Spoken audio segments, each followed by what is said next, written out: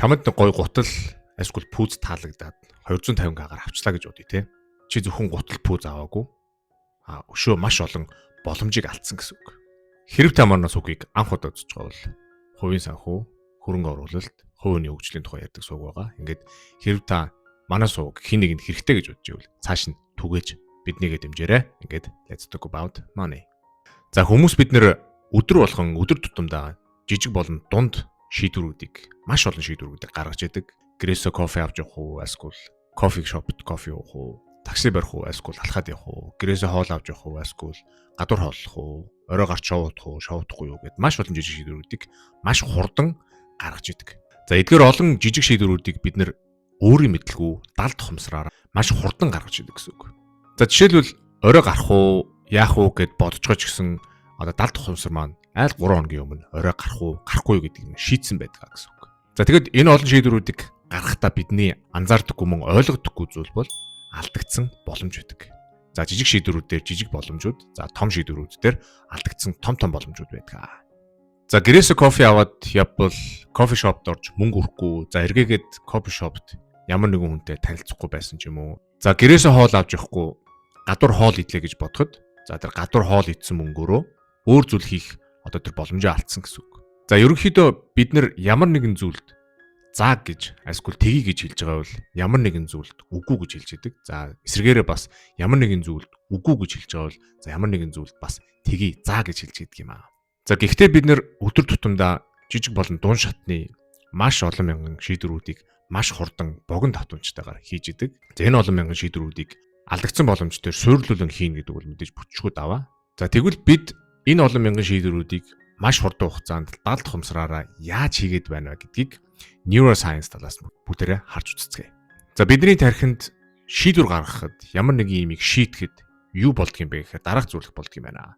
Хүн ямар нэгэн шийдвэр гаргахад хүний тархинд хоёр тархины хэсэг хоорондоо зөрчилдөж идэг гэж Daniel Kahneman Thinking Fast and Slow гэдэг номдо бичсэн байдаг. За тэр нь ямар хоёр хэсэг байдаг гэхээр нэгдүгээрт нь болонгууд хурдан тархи.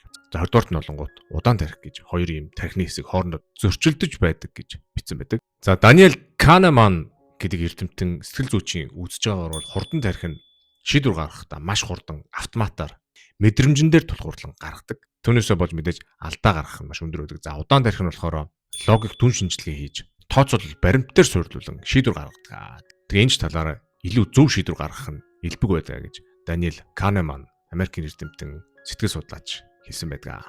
За энэс ингээ хараад үзэхэд хүмүүс бид нэр шийдвэр гаргахдаа хурдан тархиа илүү ашигладаг. За яагаад тэгэхээр хүмүүс бидний тархи ер нь бие махбод яаж өсөж даахгүй байх вэ? Яаж амьд үлдэх үү гэдэгт зориулж бүтээгдсэн байдаг учраас ямар нэгэн шийдвэр гаргахдаа хурдан тархиа ашигладаг юм байна. За тийм болохоор бидний хурдан тархи нь ямар нэгэн аюул болоход за аюул боллоо хурдан зогсохгүй болохгүй гэдгийг ерөөсөө секундын дотор ингээ гаргадаг гэсэн үг.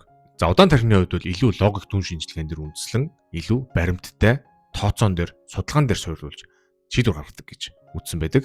За тэгээд энэ бүгдийг хийхин тулд мэдээж энерги их шаардна, удаан байдаг учраас хүн амьд үлдэхэд нэх тохирохгүй систем гэж үздэг.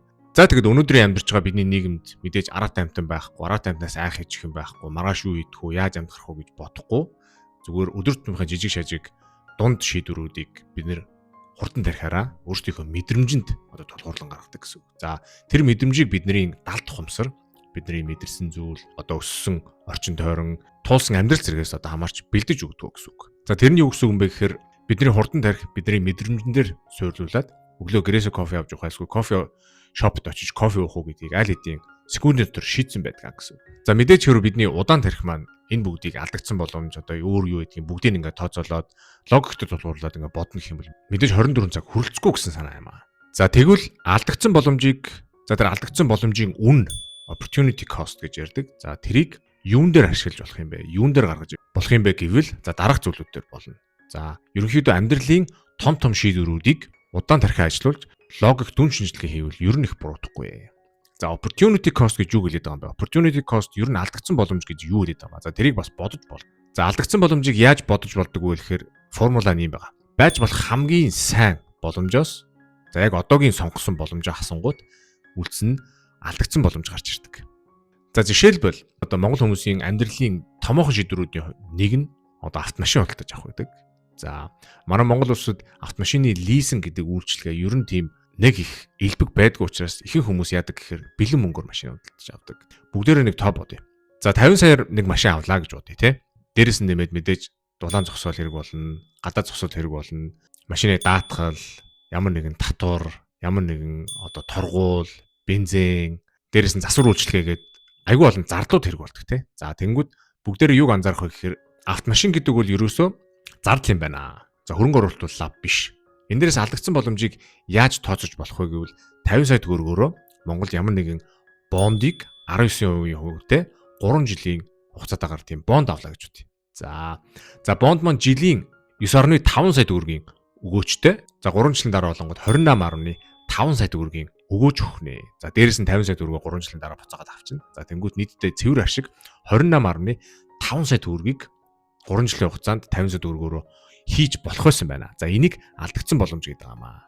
За бид нар яагаад 50 саяар бонд авахгүйгээр машин аваад тэгээд ингээд яваад байна гэхээр мэдээж хүний тарих хурдан урамшуулал яг одоо ингээд гарах кайф юм дуртай байдаг. Угаасаа тэгж дизайнчлагдсан байдаг. Тэгээд бидний тарих урт хугацааны хөрөнгө оруулалт, урт хугацааны төлөвлөгөө, урт хугацаанд гарч ирэх үр дагавруудыг сайн ялгаж чаддгүй. Тэрийг хүлээн зөвшөөрөхөд бэрхвэдэг учраас бидний гаргаж байгаа шийдвэр ерөнхийдөө дандаа хурдан тарихаар гарч идэг.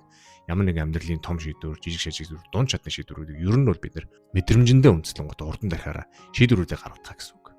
За тиймээс иймэрхүү дунд болон том шийдвэрийг гаргахаас өмнө дор хаяж 72 цаг бодож тунгааж логиктэй эргцүүлж бодох хэрэгтэй.